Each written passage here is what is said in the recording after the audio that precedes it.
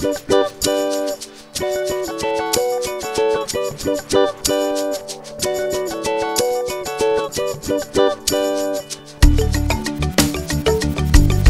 Gauteng city region contributes 34.7% to the country's GDP. This means that the province has a major influence on the recovery and growth of the entire South African and African economy. For a central province like this to function, infrastructure is fundamental. Premier David Makhura has maintained that infrastructure projects is the catalyst for stimulating economic growth and will be key to reviving the economy of the province. This month, the second Gauteng Infrastructure Investment Conference took place in Johannesburg. It serves as a platform for the private sector and government to come together and engage on the region's needs and plans. Among the investment opportunities presented were energy, ICT, the Aerotropolis, and inner city regeneration. We're looking at both social and economic infrastructure, including schools. There might be social infrastructure, but they are important for our overall goals of social cohesion, of economic growth and inclusivity. And we don't have the money. For instance, we need about 70 billion. But we've got people that are interested. You're looking at hospitals, for instance. You're also looking at industrial infrastructure. If you look at our speed train, which is called Gauteng, it has been a success story, and we're working on expanding it in the next coming few years. We need money for that. We will be able to give concessions to those who've got the money to invest there. Looking at the road infrastructure as well, looking at industrial infrastructure, like I've said, factories, people need space to operate there, looking at issues of connectivity, broadband. There are things that we are doing, but they are not moving fast enough because we don't have enough resources, and that's why we want to increase this resource base that we have. Spatial reconfiguration projects have been ongoing to reverse the racial segregation that occurred during apartheid. During the apartheid era, cities were demarcated for whites only. Laws excluded people of color from cities, while those located in city areas were segregated into undesirable peripheral townships to control their movement, which resulted in a sprawled polycentric city divided across racial lines.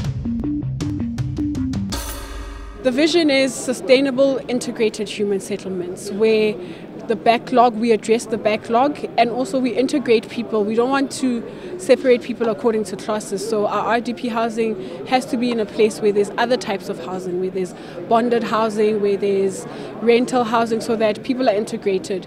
We're not going to follow the spatial pattern of the old government who wanted to separate people. So that's what we're addressing. Our vision is sustainable and integrated human settlements. When we acquire land, we make sure that it's well-located land. So it has to be close to work opportunities and social amenities. And we try by all means to make sure that we don't do the housing projects in a secluded area. And if, for instance, we're doing an informal settlement upgrade, we don't move people from where they are already. We find land close to that location and then build the houses and then allocate the housing for them. They are there for a reason. They've invaded that piece of land specifically for a reason. It's close to where they work. It's close to where they've got access to clinics and schools, so we try to keep them there. And we make sure that before we get a piece of land, we know that it's going to be close enough for people to have access to social infrastructure and work opportunities and good public transport systems, so that people are not stranded. I mean, we don't want to just give people housing, but we want to give them a holistic solution to the housing problem. The CNBC Africa team chatted to some of the key delegates at the conference. I think business understands very well that they need government, and we as government need business, because we work with citizens who have needs, who have expectations. We can't meet those needs and expectations of our citizens as government alone. There are huge resources and skills and capabilities in the private sector. We want to tap on those resources. We want to tap on the skill, especially as we build Gauteng's next generation infrastructure. We are a province that's growing very, very fast in terms of population, but also our economy is growing. We need the state-of-the-art infrastructure all the time. We don't have enough money to build this, to meet our infrastructure requirements. We need at least 1.8 trillion rands over the next 10 years. We are spending annually a combined amount between municipalities and province and some private sector investment into our infrastructure projects, about 200 million rands per annum. But to meet our infrastructure needs and deal with the backlog, we need to draw in private sector partnerships. And that's why we're saying to business, our infrastructure problems are an opportunity for business. But for business to participate as government, we must deal with corruption, we must deal with red tape, and these are the things that we have put very convincing mechanisms to deal with, including that we have incentives as well. So even though we have a recession as a country and we have a downgrade, but we are trying our best as a provincial government, working in this biggest economy in our country, to keep the fires burning, to stimulate interest, to roll out and deliver infrastructure and help use these infrastructure budgets to stimulate our economy. Just looking around the exhibition area, it's clear that innovation plays a major role in the future of Gauteng. Johannesburg is often dubbed as a world-class African city. How does the province compare in the global arena? Well, one of the important things is that we call ourselves a Gauteng city region.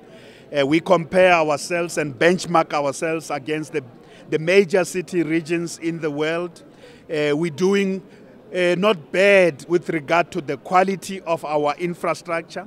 The infrastructure for financial services, we have very, very good financial markets. We do very well, we compare very well with our communication infrastructure, although the data costs are not competitive.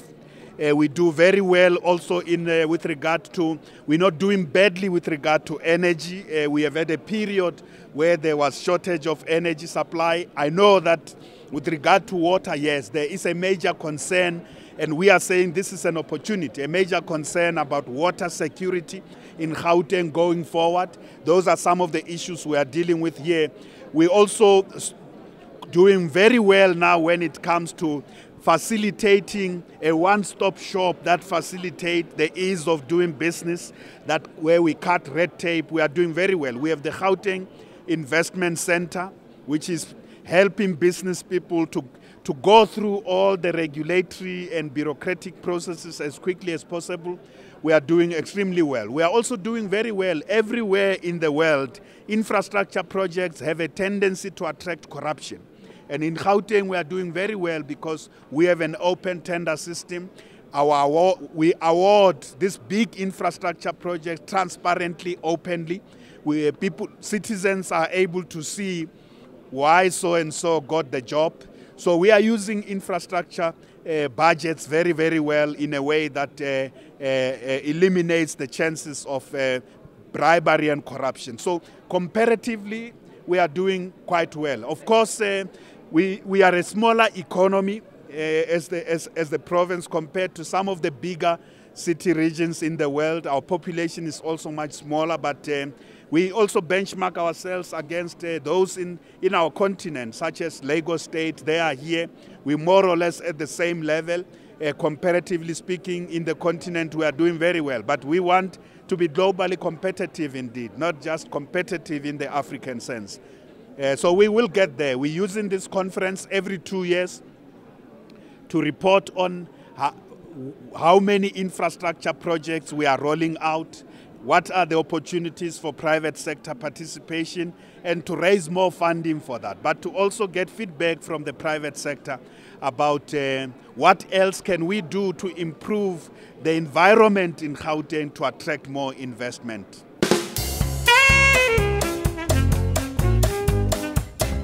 Recently, we actually launched the first of its own agri-park in the country in Bekkersdal. It's called Bekkersdal Agri-Park. It's got a vertical chamber. This vertical chamber, what it does it allows production of your fresh greens within a controlled environment, and the production is almost 16 times more efficient than an open agriculture system. We've launched about 7 agri-parks within the province, and we are upgrading the Vereeniging fresh produce market to the tune of 20 million, and we are looking into inclusive economy in terms of supporting small and medium actors within the waste economy, the people that are every day who we refer to as campsite recyclers, who come to our households, pick up our waste, and you see them every day pulling waste that is often double their own weight body. So we are intervening in terms of providing infrastructure so that they can first increase their productive capability, but importantly they can also increase their earnings and improve their livelihood. Gauteng has a very limited land space. Yes. What sort of strategies are in place to grow the agricultural industry despite the limited land space? Definitely, you're correct there. We only about 1.8% of the land mass of South Africa. So we've got then to look into technology to then offset this constraint on land. So we're looking into vertical chambers, we're looking into growing under tunnels, we're looking into increasing the yield. So we are already making research on how we can increase the yield, what sort of cultivars do we look into, but mostly importantly, because we won't have the land, we are focusing more and more on secondary and tertiary agriculture like agro-processing. So for that reason, we will then be able to process produce that has been grown in Eastern Cape or in Free State or in Northern Cape, areas that have got a lot of land. And also it is aligned with our ability. We are a manufacturing hub of the country. So we already have got synergies in terms of, because agro-processing is also part of manufacturing. So our focus is on agro-processing big time, but we also then making significant investment to support small and emerging farmers in terms of agri-parks, because then they can produce and bring to the agri-parks, then we can assist them with market access. The CAV has actually been established to set up suppliers, manufacturers and the like in an aeromechanical cluster, drawing the benefits of what other industrial parks in South Africa and indeed Africa have done before in terms of making sure that logistical efficiencies, economies of scale and scope, and improving the general well-being of suppliers through SME support, supply development, skills development that would be required, and ensuring that the benefit of the region and indeed the economy is also achieved. What's quite significant about this development is a revisit of the strategy which took place in 2016, where we're not only attracting aeromechanical suppliers, but also because of the Industrial Revolution 4.0, where we're looking at advanced manufacturing capabilities. Indeed, the update has been quite significant, and we expect that there will be a number of suppliers that will be locating into the CAV over the next 3 to 5 year period. We are currently in a formative stage with the Gauteng provincial government. There are talks afoot in terms of the intergovernmental relation between the City of Tshwane, the Department of Trade and Industry, as well as the Gauteng provincial government. Whilst the talks are formative, it does look quite promising, and ultimately the partnership will ensure that we unlock the investment potential from those respective tiers of government. We're quite excited as well that there's talks in terms of the incentive regime. We expect that there'll be a comprehensive basket of policy instruments that will be unlocked so that we can attract the right caliber and indeed attract the right type of economic development that we expect.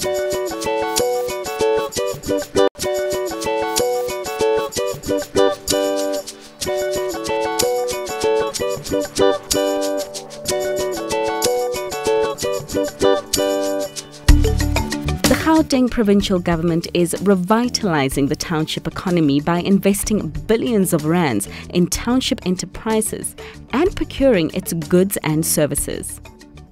But what part do children play in the bigger picture of achieving the ultimate thriving economy? We often hear the phrase government can't do it alone, and Soweto resident Wandile Cindy took that to heart. He got involved with schools in his area to empower learners outside of their basic education needs. These schools have the essential infrastructure needed for standard teaching, but there's a huge gap when it comes to extracurricular activities. Wandile started his plan with the yearbook. The whole idea is for us to empower young people with the skills in photography, journalism, media marketing, event management. The 8 to 2 p.m., that's pretty much what is almost like the core focus of our government. And what I'm saying is that between 2 and 5 p.m., Saturdays, school holidays, we want to own that space. We want to ultimately drive the youth to be responsible for their own growth and for their own development, so that we start making or start allowing learning to happen outside of the classroom. When we started the project in 2016, we used something called social capital. So I walked around with a raffle ticket basically. I called photographer friends, journalists, guys who do sports, Reiki masters, etc., creative designers. And I said, look guys, I want to create this yearbook. I don't necessarily have the funds to do it, but I have dedicated my time. And to print the yearbook, we actually sold advertising space. From a monetary point of view, and I think going forward, the idea is one, to start targeting corporates in terms of the CSI funding, but also enterprise development as well. I've got 2 students who have been with me for the last 2 months, Thomas and Nardos. Thomas is from Montreal, Canada. He goes to McGill University, and Nardos is from Houston, Texas in the US. She goes to the University of Notre Dame. So they picked up our school yearbook. And when I was chatting to them, they actually had school yearbooks themselves, so they could resonate. But like Thomas was saying to me, their school yearbooks were put together by professionals, whereas here in South Africa, in Soweto, in Protea South, in Almond Technical High School, we're doing it ourselves. So he was both of them were quite keen to find out how we're doing it, what we're doing, and how we're ultimately working with these kids. So they came here and one, to enhance the school yearbook in terms of the content that we can ultimately put into the yearbook. That was one. Secondly, also to look at investment capital, and we spoke at length about crowdfunding.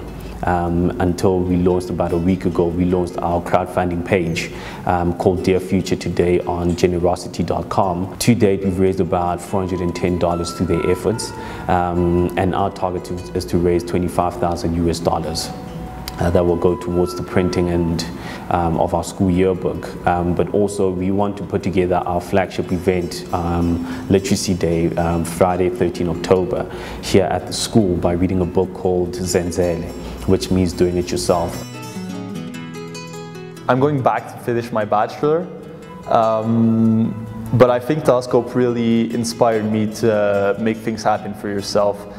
They really started with nothing. They had, I think, 1 computer, 1 camera to do that whole project, and it really showed me that you don't need much to create something and help others. I was also inspired to see how the importance of social businesses and the impact they can have in community. I can see the drive that the students have, but it's not necessarily met with the resources.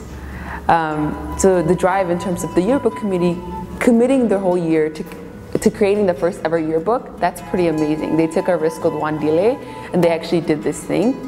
But if you walk into the classrooms, specifically the science classroom, there was like dirt within the sink. That level of resource is not matching the amount of talent that's here. So I think bridging those two would be really amazing within South Africa. By looking at the yearbook in itself, you can see that the kids have learned something. So some of the pictures that are taken in the yearbook, those are the kids who took it. The articles, they wrote those articles, you know, and you look at when we started, when, you know, they were handwriting the initial articles to what was printed, you know, and I think through some of the stewardship of some of my journalist friends and my own experience of marketing, advertising, and writing a lot of press releases, we were able to hone in that particular skill. There's that aspect. The other aspect is around project management. You know, these kids ultimately project manage the creation and the delivery of this yearbook. So there's some leadership skills that ultimately came to the fore. Today we're sitting, we brainstorming how we're going to put together Literacy Day as an example, and what I'm enjoying more is the pushback. You know, I think last year was a lot of almost like dictatorship of this is what Wandile thinks needs to be done, but this year and them having done it, they're coming back to me, they're saying, Wandile, actually, this is what we believe should be done because we know the kids, we understand the environment of the school, and we think this is what's going to give us the best results.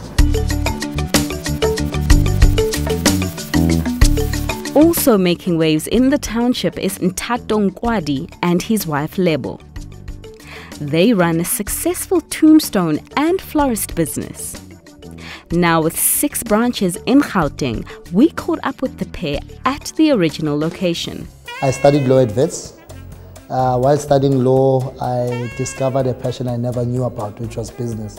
So I went into business with my wife as soon as we graduated, and then we started Khabu Florist, and then went into Khabu Tombstones. This is our showroom. We started quite small. We first had to have a plan. What are we gonna do?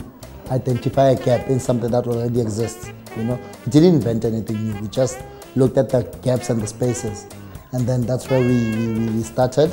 And then secondly, funding. Funding was a problem, so we actually saved from what we were getting from our parents to start the florist, and then from the florist we started the tombstone business. The florist has been around for 8 years, the tombstones 4.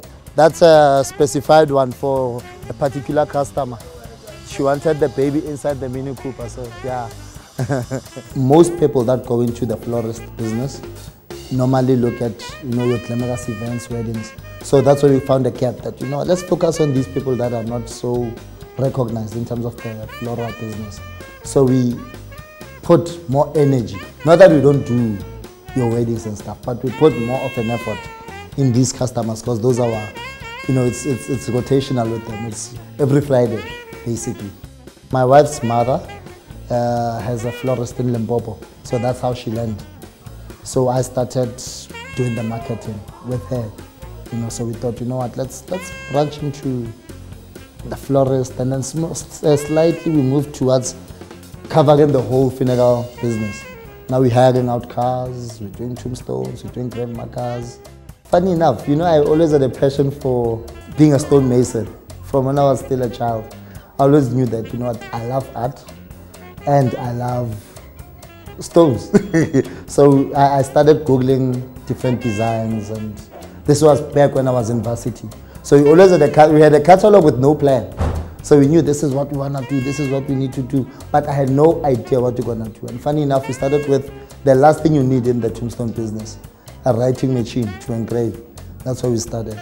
Then we started with grandma cars, and then from there, we started going to cemeteries, seeing different designs and getting contacts, obviously, and knowing that, hey, this is where you need to buy your stone, this is the type of quality you need to use, this is the time it will take for you to actually polish and carve it, and yeah.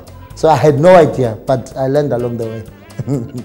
Looking at our different branches, they're all in townships. They're all in townships. I've always felt that the one change that I make in one township will change a whole lot of the township as a whole. So basically, the one guy that you employed, number 1, has his own business now. He employs a couple of other people in his own business. So that's the change we wanted to make, as opposed to leaving Soweto and going to a suburb area where things are already developed. This is the factory side where we do the manufacturing and the polishing. I'm proud, they're proud, because most of the people that we employ are from the same community. So we're making a serious wave of change in the community. So not only in Soweto, but all the other townships, Tembisa, where we have one branch, Deep Slot. We actually looked at the smaller townships. And those smaller townships, that's where you make an impact, and that's where you make a visual change. Most of the guys that I started with that are doing the shaping, the polishing, those are guys that come from other companies, smaller companies. I think there's only 5. and then the rest were trained in-house. Everybody else that does the work, they were trained in-house, and it's a skill that they take with them forever. We're looking at expanding towards getting a quarry, that's one. Number two, getting a bigger space where we'll have bigger and modern machines that will do the cutting and the polishing to cut down on the time as well as the spending. So we need big machines, but it needs a huge, huge area for us to work in. Future, is to be bigger than most people in the industry, and hopefully to go beyond that and have an actual mine where, because most of the mines that are available and that are there are run by, you know, it's an old business. It used to be white, but now slowly black people are learning to go into the business. So if we can have a mine that we will own as a black community, then that will help us a lot. That's all for this month's episode, but you can keep the conversation going by tweeting us at CNBC Africa using the hashtag #IOnGauteng410.